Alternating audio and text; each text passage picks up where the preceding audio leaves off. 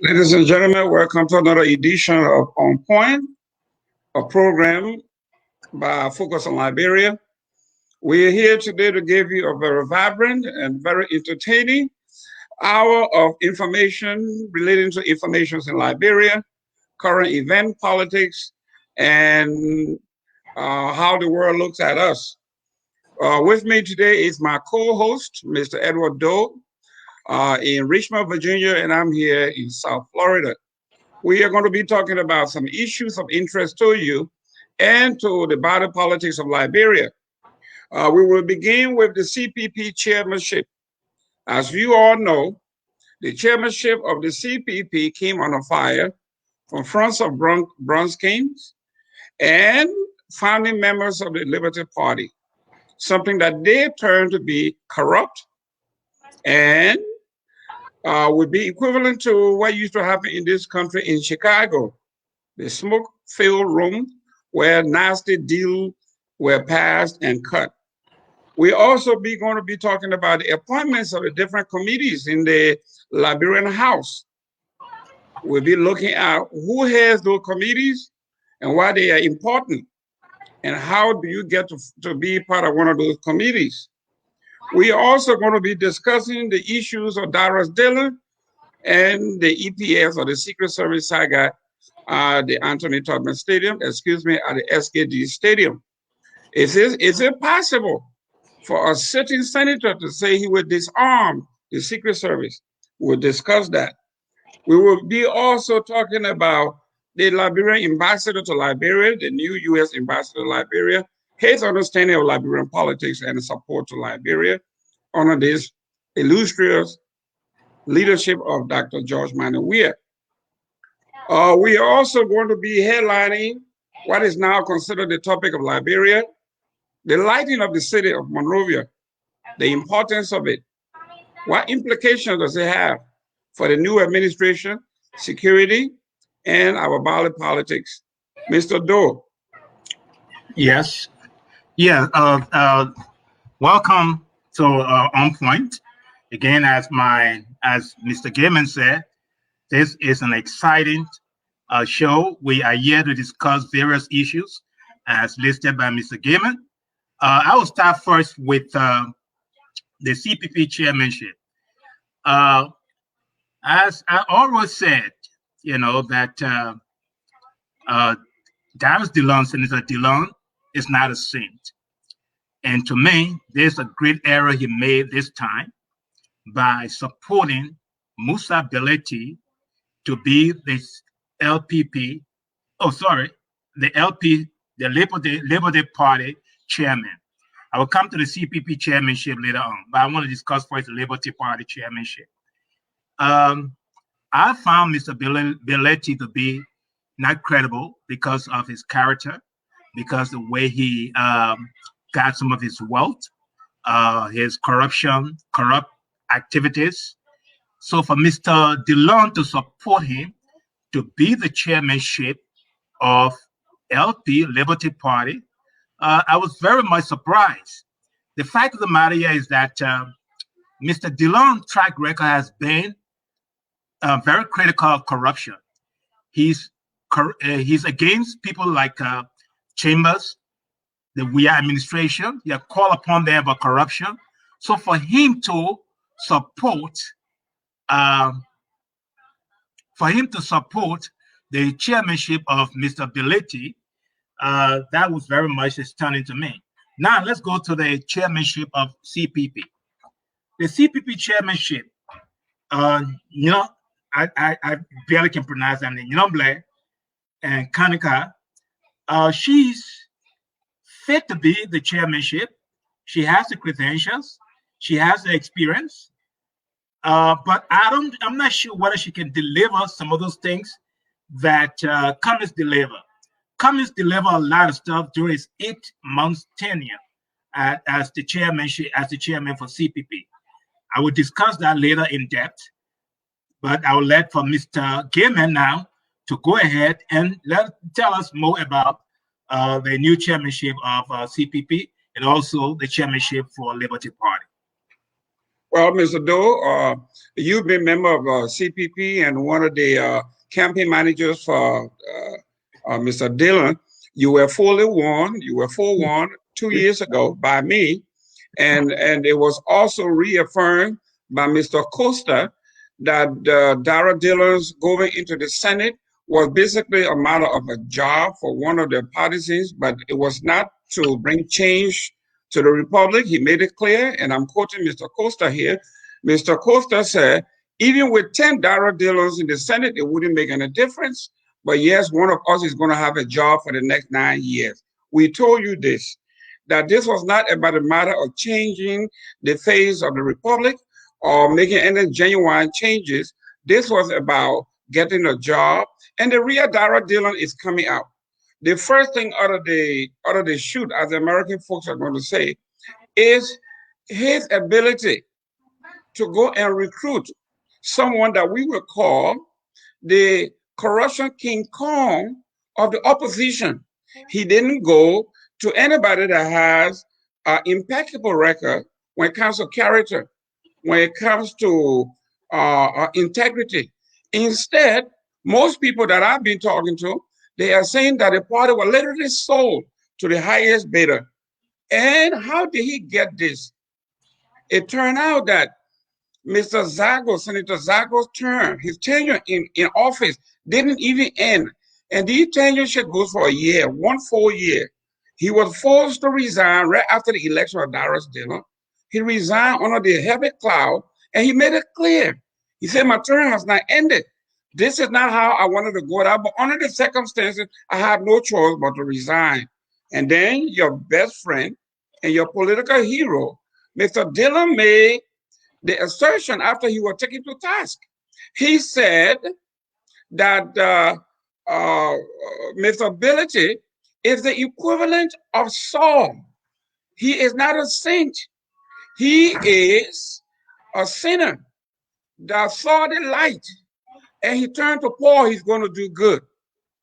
So here we are, through this backroom deal, this shady deal, through that, undemocratic, was never elected, brought to power a woman that is going to be also considered the Queen Kong.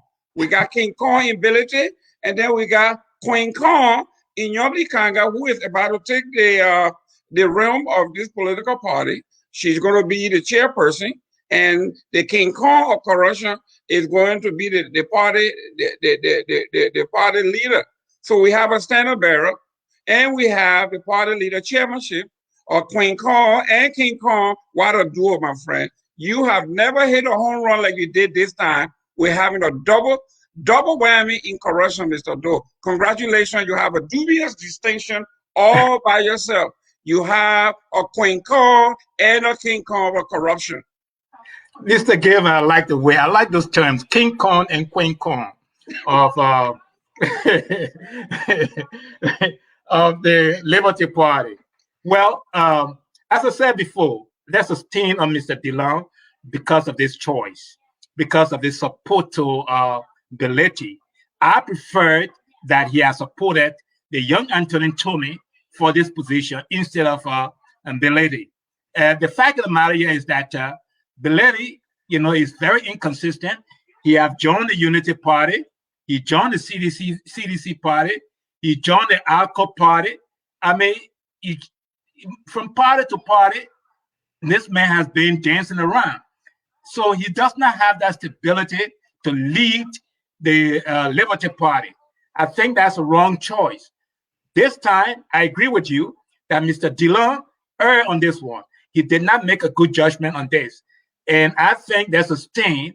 He botched this one.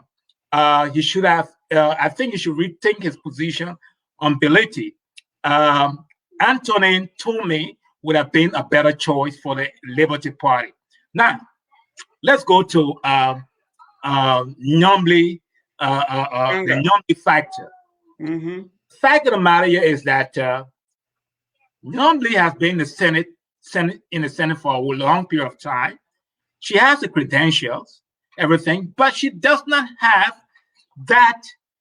I don't see her to be the person that would deliver like the way Cummins did. Cummins did a lot of stuff in a short period of time for the CPP party. For instance, Mr. Cummins was the one who engineered the fact that this lack, what's his name, this Nigerian guy, to be Nyogobuti, to resign. He engineered that. He pushed that with Senator Darren DeLong.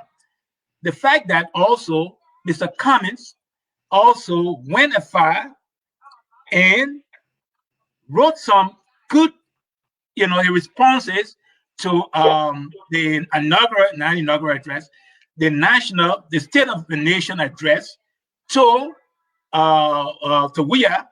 That stands a good ground that he opposed certain things that the WIA administration is doing or is not doing. Normally, I don't think she has that fortitude to be on the opposition to give that push or to give that pushback to the WIA administration as the way Cummins did. Cummins, in his low-back way, did it professionally. He did not do a lot of demonstration, but in his low back, he wrote a lot of responses to the WIA administration. Behind the scenes, he supported some actions for the WIA administration to take, So I don't see that in Nomble. But time will tell. We see what kind of leadership she brings to the CPP in this period. Okay, Mr. Doe, I would like for you to publicly apologize to the Liberian public in the diaspora and in the wide world that finally you have seen the light. There got to be an epiphany that you just had, that you have now become the Saul, the Paul of old. You were this old sinner. Now, after the election, you have seen the real Dylan. Now you have become Paul and you have become a saint, or you are confessing. I'm glad that you are confessing to the Liberian people that you were once wrong. But let's go to the chairmanship here. Let me respond. Let me go to the Queen Kong. Let me go to the Queen Kong here. The Queen Kong of corruption, Yobli Kanga, have been in the Senate for this is her 9th year. And not one legislature has this woman written. Not one bill has she passed. Not one bill has she introduced. Not one bill has she co-sponsored. And I've been asking her camp for this for the past 5 years, and none. All that I was sent here was a letter that she wrote to plenary. That's it. There is no bill. That's tangible that she can point to as an accomplishment. So the chairmanship, I agree with you. She doesn't have the credential. I don't know what credential that you saw, but when you work in government in two successive administrations, in Ellen's administration, now in Joey's administration, and you have no legislative agenda, no accomplishment to show, I don't know what is that. If you can do that in the House, in the Senate, where you have power and prestige, what's about a small political party that has no resources other than rely on King Kong? Well, let me just respond to one of the comments you made. As I said, Mr. DeLong, it's not a sin. It doesn't mean that, he botched this one. He stained himself on this one yet. It doesn't mean that he doesn't have any other good qualities. I'm sure people make mistakes sometimes. This is a mistake. This is a bad judgment for him. If I was advising him directly, I would have told him not to support Belletti for the chairmanship for Liberty Party, but support the young man, Tommy, for the chairmanship. Now, the Nyambli factor, you are right. I agree with you. We both agree to this. I don't see her to be a factor, to be somebody that will bring some sort of advocacy to the CPP, likewise what Cummins did. Cummins advocated a lot. Some of the things Cummins advocated for was one, he advocated for the cleaning of the voters' roll. All right. He advocated against the referendum. All right. That was voted and not what that was rejected. He also advocated for the unexplained death of the auditors. I don't see normally who is a sitting senator doing some of these advocacy work as a senator in the Senate. Acupuncture self-immolation. He advocated for that as well. He withdrew from the National Food Distribution Committee. That's some of his advocacy he done. The press statements that he have released, those are advocacy work that Mr. Cummings have done in a short period of time, within 8 months' time, as the chairman for CPP. Some of his achievements, the CPP accreditation to NEC. He did that. Formation of CPP committees. All right, those are some of his achievements right there. Right. His challenges, the payment. And go ahead. He has some challenges, fundraising and fundraising for due to the COVID epidemic. Those are some of his challenges. The Nima County primary, that was his challenge. So yes, he has some drawback, but he accomplished a lot. I don't see Nyombli to be the person that will move the CPP in that direction of advocacy achievements, that Mr. Cummings have done in the short period of time. She has not done that in the Senate, and I don't think she would do that for 9 years she'll be in the Senate. She has not been vocal on advocacy role. She has not done anything that would push the opposition to that next level. And Mr. Doe, I agree with you in that sense. And let's go a little further and discuss the chairmanship or the past chairman. As much as I disagree with him on many issues, I have to give him credit. He is the first chairman of an opposition party that actually ran a nationwide campaign and actually won majority of the seats. That is something that other chairmen should look at. In fact, they should emulate how he did it. We can say all you want to say about the man, but he brings the global perspective to the Unity Party, to the CPP. He expanded on things that may not be traditional in the sense of Liberian politics, but he did bring that distinction. He did bring resources that were lacking to bring the CPP to where it is, and he gave the CPP some credibility as it relates to international issues. However, he has his own shortcoming, like you said, the bloodbath in Nima County. That one is one that will stain his career. When he just left the Monserrato primary of the CDC, when he said the CDC primary was staged and that he could do it better. And in the CDC chairmanship and the primary, there were no violence, there were no altercation. And his first try in Nima County became a bloodbath. Somebody almost lost their life. So what we are saying here is a bittersweet for Mr. Cummings. And those who are coming after Mr. Cummings, Lenyobli Kanga, has to go for a toothless to Mr. Cummings and find out how do you give the CPP a global view. Now, before we leave and go to the next topic, what do you think about the found member, Friends of Brunskin, that are asking for Musa's ability to do the honorable thing by relinquishing the chairmanship that he illegally gained by corruption? What do you think about that? I totally agree with him. I don't see that he has the character to hold that position.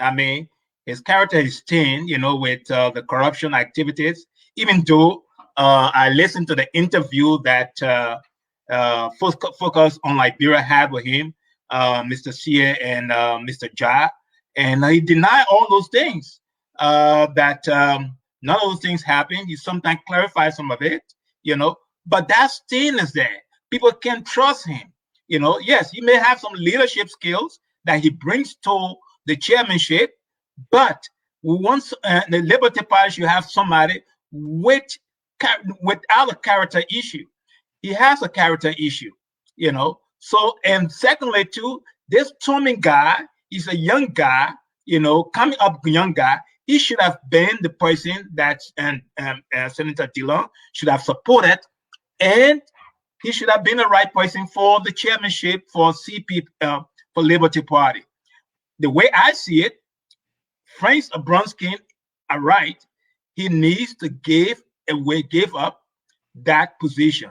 He does not bring that character credibility to that position. Thank you very much. We will revisit that. We'll touch on that. But let's move on to the different committees in the House or in the Senate. And we're going to look at this from the international perspective. We will like to compare, because for me to talk, I talk to my brother here, Mr. Doe, all the time. Before we talk and discuss issue, we like to do comparative analysis. And that means what we are talking about or what's happening in Liberia, has it happened somewhere else before? And we like to look at those things from different angles. Now let's look at the different committees in the House of Representatives in Liberia. Okay, and I'm going to read some of the committees that went to the chairman, the leading political party. We are talking about foreign relations, CDC, the judiciary, CDC, education, CDC, ways, means, and finance, CDC. We talk about finance, CDC, health, CDC, gender, CDC, hydrocarbon, very important to the international community, also CDC, commerce, CDC, claims and petition, very important to CDC, transport, CDC, banking, CDC, lands and mines and energy, CDC, and most important, Mr. Wesso replaces Mr. Kofa, Honorable Kofa, at the judiciary, very important committee. We also have our brother, Creighton Duncan. He moved to the most important, well, second most important committee, which is Foreign Affairs. And then Honorable T5 obviously moved back or retained his position on Ways, Means, Finance, and Budget. Very key committees. I'm hearing Mr. Doe, my partner here, says we should build Liberia on what is right and not who is right. But Mr. Doe is not a politician. He's a numbers guy. In politics, we get something called consequences of everything.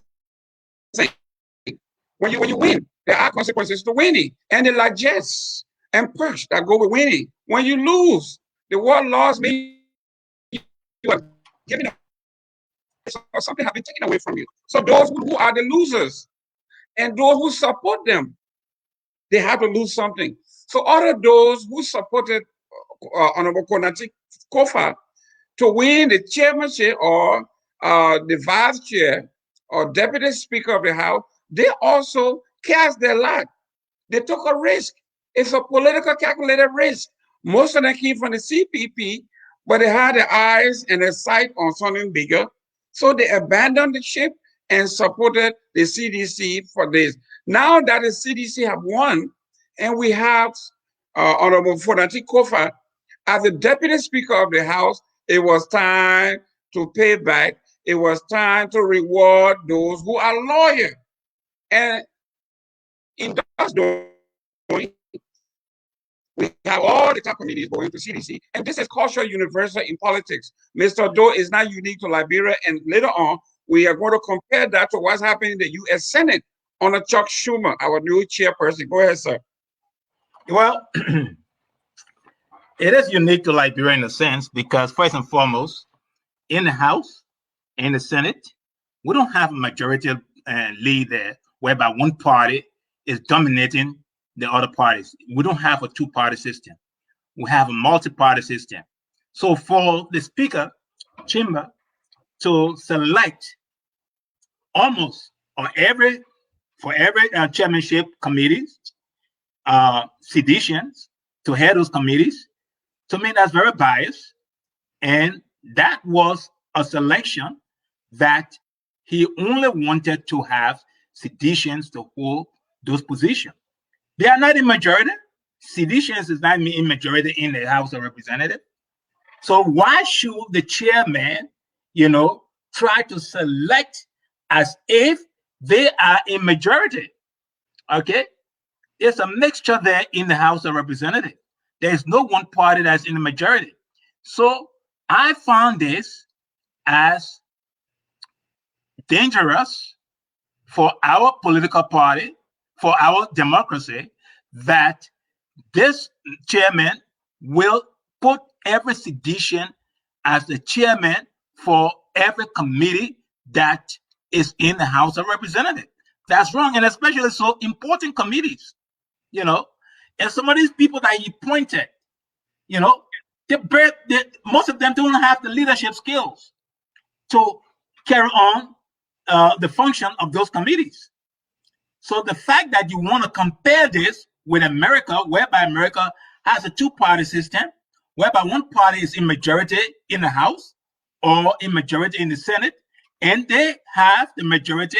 So for that reason, they can choose who has the committees in that party by party line. We don't have that in Liberia. So we need to have a different mix. I think the chairman should have thought about that. Say, listen, we don't have a majority. I'm going to mix this up and select some people from the different parties to have some committees. But Mr. Gayman, you always want to compare everything with America, of which some of those things does not fit well in Liberia. And this is one of the examples. It doesn't fit. Mr. Doe, politics is cultural universal, like I said. It has nothing to do with where democracy is the same everywhere you go. There are perks for winning, and there are consequences for losing. In the U.S. Senate, Chuck Schumer just took over, and Mr. Why did you win? They're not in majority, so there's no way for them to have perks. Listen, in the House of Representatives, CDC is not in majority. CDC won the deputy chairmanship or speaker of the House. CDC controls the chairmanship. I mean, the speaker of the House. That's winning, my friend. That is winning. When you win, you set the agenda. Who set the agenda? Appoints committee members. That's the responsibility of the chairman. Mr. Chima was elected by his colleagues, you know. Yes. In the deputy and to be the Speaker of the House. Those colleagues were different. They were representatives from different parties. All right. It doesn't mean that one party in the U.S. state, in the U.S. example, if a party is in majority, that party select their member to head the House of Representatives. All right. Correct. But in this case in Liberia, that's not the case. That's the case. He is not in majority. You don't have to be in majority. The colleagues in the House of Representatives elected this man. That's so correct. Should have a mix. He should have had a mix. Well, shuha and what is real is different. They are two different things. Once you have the chairmanship or the speakership of the House, it is the responsibility of the speaker to appoint committee members, okay, and subcommittee members. And that's exactly the same process in Liberia. The chairman in Liberia, the speaker of the House, he appointed, he has that power. He has that sole responsibility to do so in consultation with his deputy speaker. Now, the deputy speaker comes with some recommendations. The recommendations were those things that you saw. Now we are telling you that those folks that actually left the CDC with CPP that broke ranks, that joined the CDC in electing Honorable Fonati Kofa, were also rewarded handsomely. So what we are saying here is you could see the dichotomy in the results of the election. Okay. We just came from an election in Montserrat County or around the country where the CPP did exceptionally well. CDC did very, very poorly. In fact, there were people within the ranks and file of your party that were saying they would change everything. In fact, you said that you have a vote of no confidence to get rid of the speaker or even the Senate pro tem. And the Senate pro tem had to remind you the rules of the Senate. There is no vacancy in the Senate.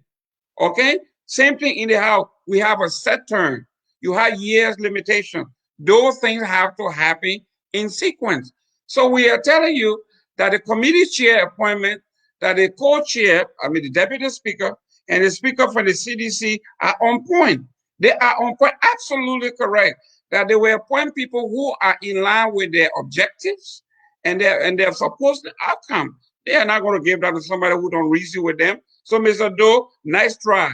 But let's move. Mr. Gayman, before we move on, Mr. Gayman, I just want to rebut one thing. You off point. The fact of the matter is that the Speaker of the House, he does not have the majority from the party he's from.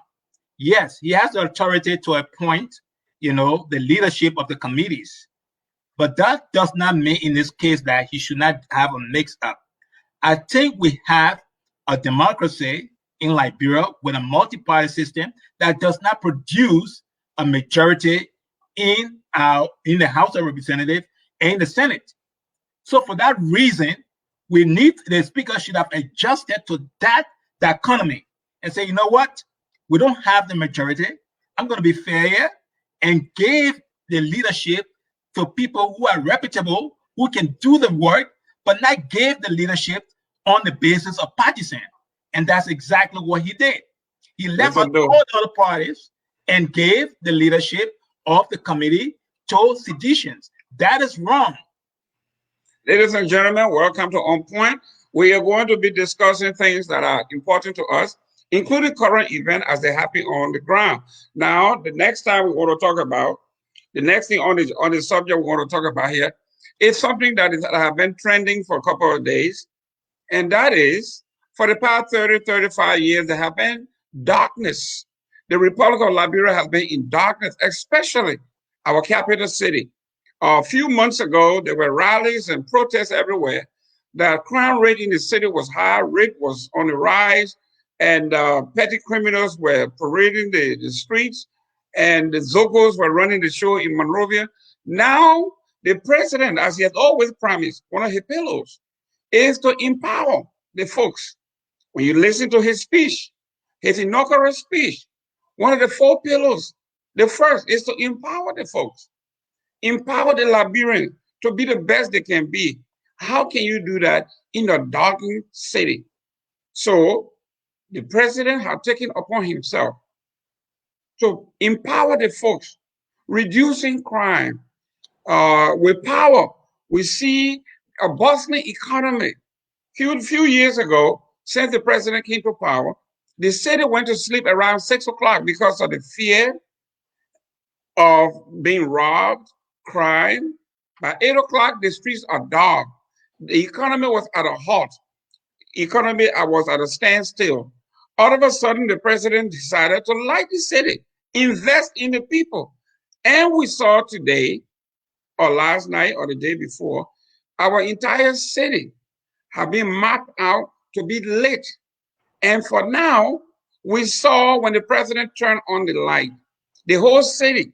And as I was looking through the scripts, I was looking through the newspapers and online, and I was looking and I saw a particular subject, a gentleman that does a show they call Examining Liberia Under the Microscope. He said people had accused me for disliking this president. He said that is not the case. But when this president, when this administration does wrong, I'm going to point it out.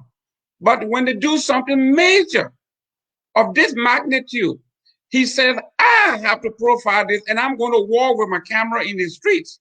He said, here I stand on the boulevard. He said, it reminds me of when I was in Kenya, in Nairobi. He said, it reminds me when I was in Brussels. He said, when I look left, going to town, I see the light and children and men and women crossing the street, and the car can see them. He said, when I look left, I can see going toward EWA, and it's beautiful. And he interviewed folks. People are elated. The city is lit. Mr. Doe, I know you from the CPP, when the news came out, you were frowning your face because something important has happened. And those who were scorning and abusing and swearing the president, some have had the courage to come out and say, Mr. President, this is a major achievement. With power comes investment. Mr. Doe, will you eat crow on national TV and tell Honorable Dr. Geoff Bekube Fokekwon that he's a hero for the Liberian people? Hell no, he's not a hero at all. This is mediocrity that you just pointed to. Street lights, that's mediocrity, plainly mediocrity. the fact of the matter here is that Gardnersville is staying Douglas, Newtown is staying Douglas, Point 4 is staying Douglas, Clariton is staying Douglas, Vartan is staying Douglas. So what you're talking about, the whole of Monrovia is lighted up. A few street lights, that's not lighting up. The entire hinterland of Liberia is in darkness. Okay, homes of people, they are all in darkness. So Liberia does not fit the norm that you just described. That one of your friends in Europe, in Brussels, looked to his left, he saw light. He looked to his right, he saw the whole city was light up. That's not the case in Liberia. All right, if that was the case, Newtown will be light up, Gardnersville will be light up, Point 4 will be light up, Clariton will be light up. Mr. Doe, I want you to look at the screen and see what's happening. Control room, can you put several of those shots? Can you put Monrovia overview? Let's look down from the air and see what Monrovia looks like last night. Can we see the overview of the beautiful city of Monrovia? Okay, can we see can you also do the area view of Newtown, Gardnersville, Badnersville, Point 4, Clariton, those areas? Let's see how much darkness they are in.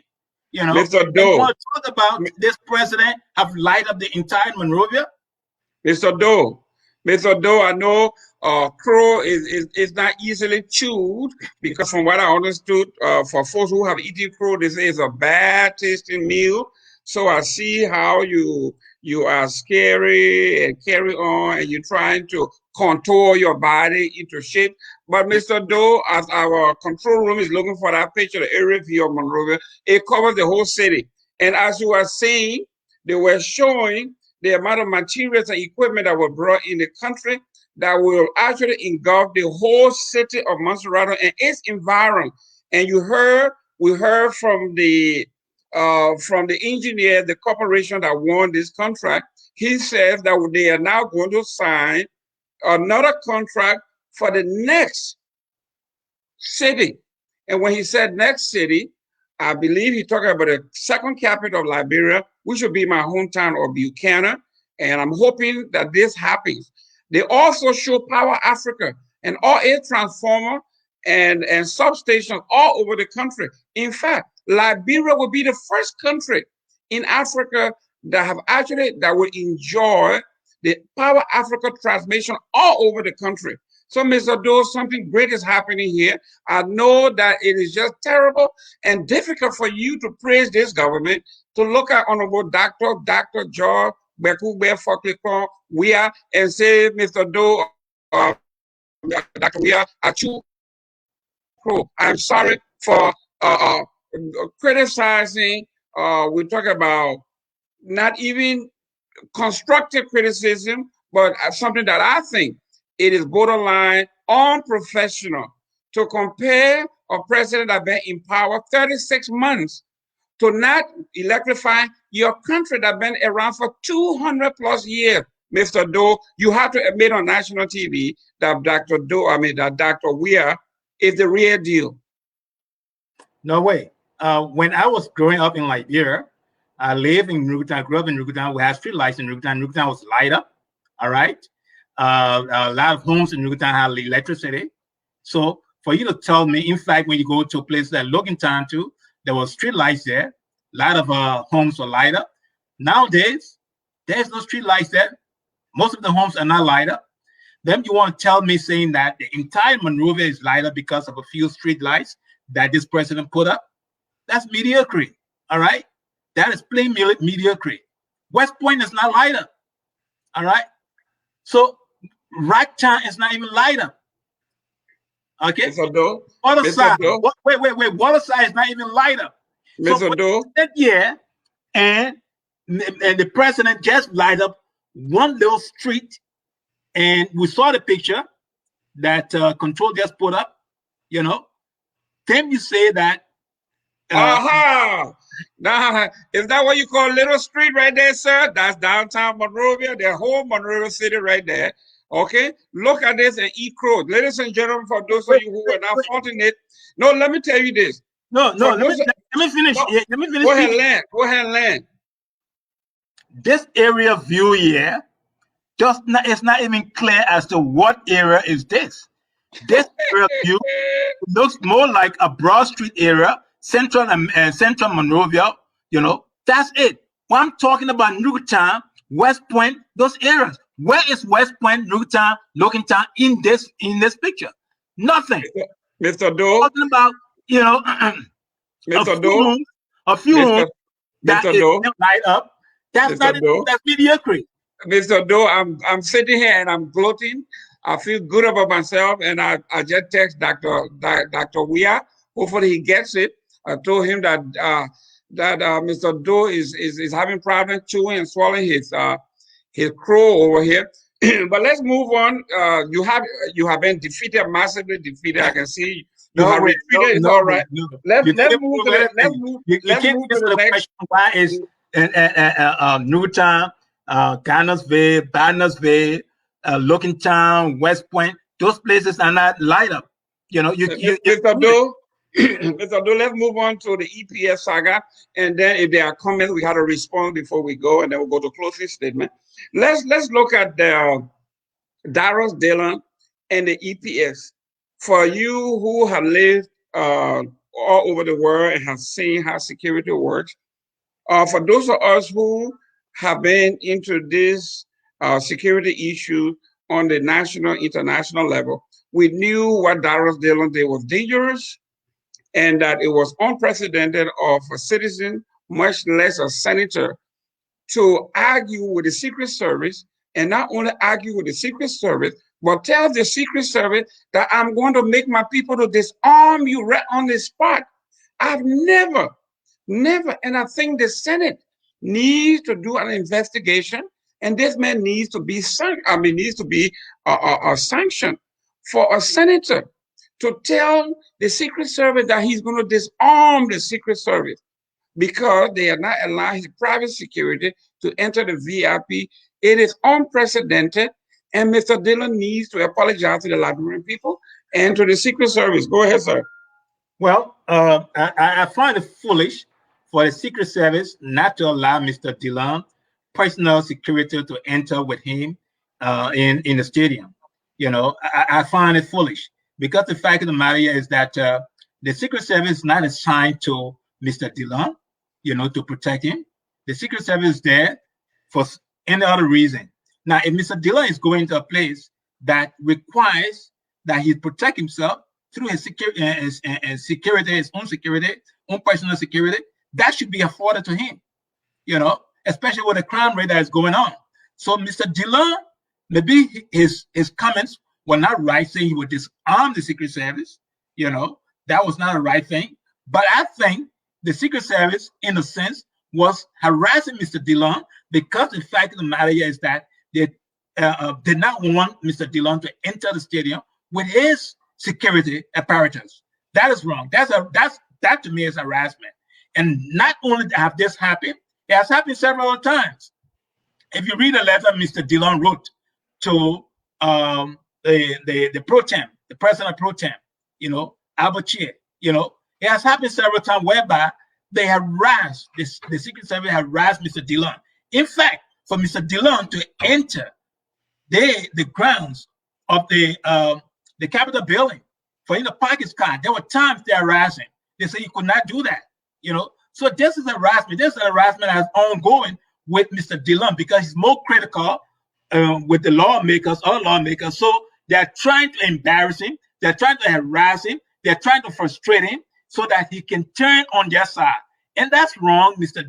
Gayman, for you to sit here and say that Mr. Dillon does not have, you know, does not have to have the security on the stadium grounds. That's wrong. That is wrong. Mr. Doe, you got your information all. I know you're not a politician, you're not into public policy, you're not into these things, so you don't understand how they work. But let me read to you briefly here, because when I say it, because I was there, you're going to tell me that it's not true. You were there at the stadium? No. I have been at some of these functions. I'll tell you what happens there. But this is what it says. What is the sole responsibility of the Secret Service in Liberia, same thing like EPF? They are twofold. The primary objective of the Secret Service is to protect the president. That's it. Yes. Now, in my case, when we hosted Barack Obama and Joe Biden here in Florida in 2012, the protocol is very clear. When everybody has been clear, all VIPs, all constitutional officers, which are people who are elected, they are to arrive 45 minutes prior to the president's entrance into wherever platform the president is in. When everybody has been checked and they enter, they sit. When the president enters the perimeter, everything is sealed. The Secret Service is the sole responsible party for in charge of security. Not even the city police, not even the Capitol Police, not even the sheriff, none of that. It is strictly everybody acquiesces to the Secret Service. No private security, no visitor, no guest, period. So when the president enters and sits down, the door cannot be entered and re-enter. It doesn't happen unless the Secret Service, with the understanding of whatever the arrangement is, will allow somebody to go in and out, but it never happens. When Mr. Dillon enters the ground with his security, you could see the picture. He was on the article with the people. According to him, he wanted to sit with his people. So he brought his security, and that's fine. He sat with them.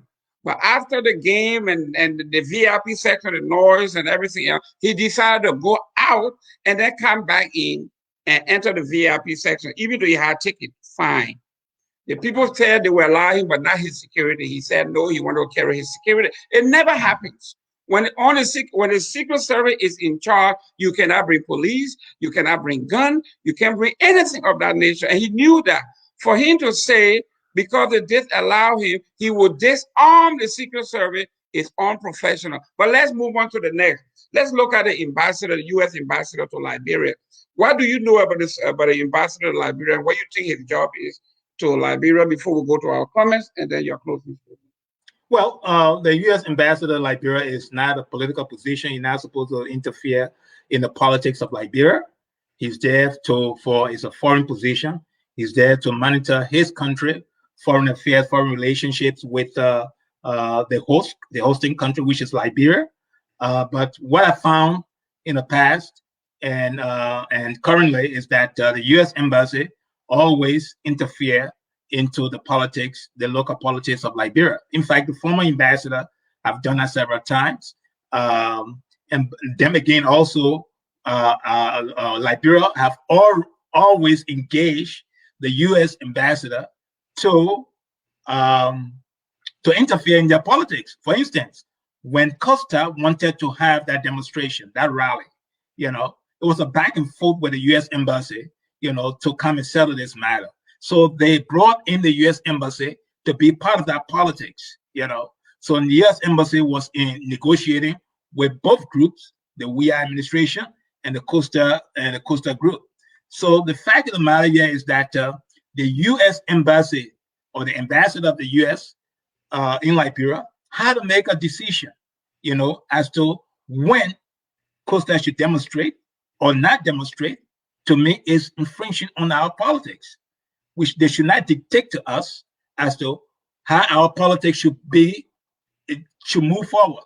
They should not dictate to us as to when should we demonstrate and when we should not demonstrate. And I think it was wrong for Costa to accept what the U.S. embassy offered them at that moment. They should have told them, "You're stay out of our politics. This is our politics." So the position of the U.S. ambassador is foreign relationships. That's all. No politics. Not engaged in politics. Ladies and gentlemen, welcome to On Point. I'm your host, Jerome Gayman, and my equal partner, Mr. Doe, is calling in from Richmond, Virginia, where he is actually here to defend his buddies in the CPP. But before we go to your comments, let me just tell Mr. Doe about the new ambassador. The ambassador is Ambassador Michael A. McCarthy. McCarthy, during his confirmation hearing, he was asked, what would be your primary responsibility when you get to Liberia? He said, my responsibility in Liberia is to fight the perception of corruption in Liberia. He said, because our embassy has a liaison in every department and we have the numbers. So people are going around and talking about corruption as though we are not there, we do not have the numbers. He said he's going to actually fight that. But anyhow, before we get back to that, let's go back to some of the comments. I will give you a chance to respond to some of these. Go ahead, Mr. Dole, let's read some of the comments. Mr. Host, are you familiar with the geography of Monrovia and its surroundings? They're asking you. That question is for you. Yes, sir. I am quite familiar with the geography of Monrovia. Excuse me, thank you. And I will be there on Wednesday. I'm there every time. By Jabo Freeman. Mr. Freeman said that King Juice Senator DeLon. That's correct. He drink King Juice. That's what he said. Sam Wallow. Sam Wallow said, Mr. Gayman, I just want to be sure I heard you right. I heard that right. Did you just say that you hosted former President Obama in Florida? Mr. Wallow, I did not. I was a fellow on the re-election commission in Fort Pierce, and he visited Fort Pierce, and I was part of the delegation planning and reception. Yes, I was. Alfred Anderson, Jerome, where was the president when this was going on? Meaning when the saga between DeLon and, yes. and the security was going on. Where was the president? It doesn't matter where the president was. Once the president enters the VIP area, it is sealed. From what I understand, he was playing soccer on the field. It still does not negate the fact that the president was in the vicinity. It does matter, Mr. Gayman. No, it doesn't. Marie Pade wants to know, this one that know all this book, why is he stay here and not in Liberia helping we are? Ms. Pade, I am one of the proponents of exactly what we've been talking about. I know a lot about government. I know a lot about administration, but the government cannot hire everybody. We all cannot be in government. We are here to support. I cannot be in government. We all cannot be in government. Does not have the facility. I'd like to respond to her question too. Yes. Mr. Gayman is a contractor for the WIA government. He's going there next week to renew his contract. So yes, he's hired by the WIA government. Francis Tule wants to know, I find it interesting when people try to compare Liberia to America. Go ahead. Francis, you are very right. The reason we compare Liberia to America is our history, and you know that, so I don't have to do that. But let's look at the politics. Whenever something happens in Liberia, where does the opposition go first? They lay complaint, like children. The first thing Darrell Dillon did was when he wrote the Senate, he sent a copy to the U.S. Embassy and the international community. CC copied them to validate what he's doing. So everything we have done in Liberia is to validate ourselves. If America did not take part, then it's not validated. So that's what it is. Thomas, go ahead, read Thomas's. Only the main streets have street lights, folks. All the neighborhoods are in darkness. Gayman, stop messing with the intelligent minds. Okay, Thomas, you are very right. I've been following you. You and I have been on several social media. I know you're a CPP person. I understand that. We did not say that every home has light in Liberia. That is not the point. Our point is that we have begun the process of lighting the whole Monroe and its environment, and you saw it. You cannot argue what is factual. With the whole Monroe, every home has light. The government cannot promise that. It's a private entity. You will have to purchase your own light into your home. So if they cut your light, you can't blame it on government. That's not what Anderson has a question. That's not what the question and Thomas asked. Thomas is asking why is it there is no street lights also in those areas like Nugatown and West Point, Cannonsville, things of that nature. I just told you the process is ongoing. The process is ongoing. Alfred Anderson asked, can the speaker be moved for cause? We have process and procedure how speakers are removed.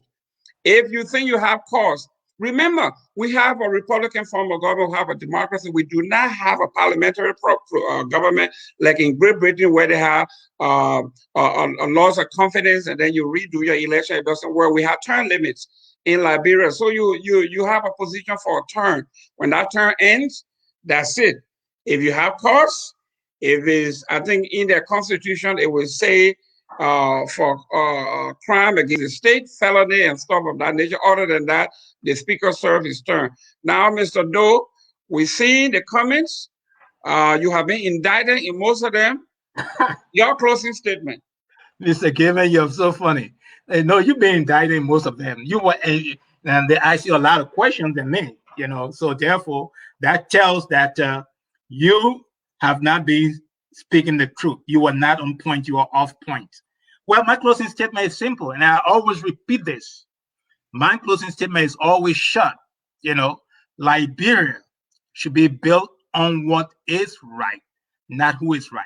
What I've seen with the Weah administration is that they are trying to build Liberia on who is right. Just all of the activities in terms of corruption, Mr. Weah have not brought that to charge yet. In terms of the crime rate, Mr. Weah have not brought that to charge yet. In terms of the rape of young girls, of our women, Mr. Weah have not brought that to charge yet.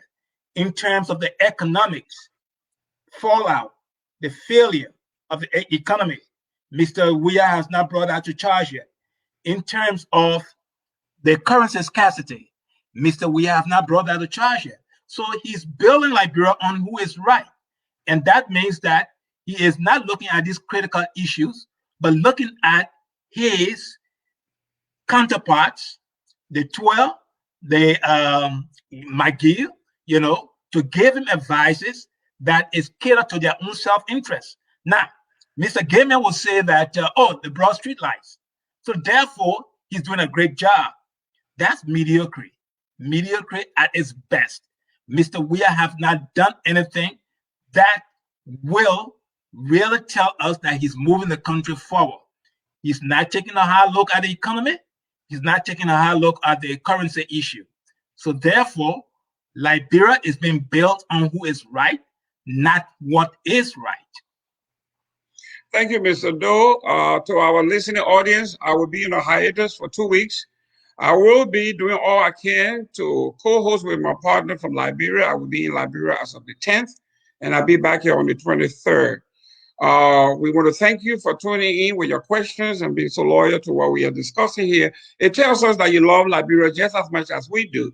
I want to talk about the new terminology that I coined on this show today, referring to the incoming chair lady of the Liberty Party, the leader of the Liberty Party, Queen Kong.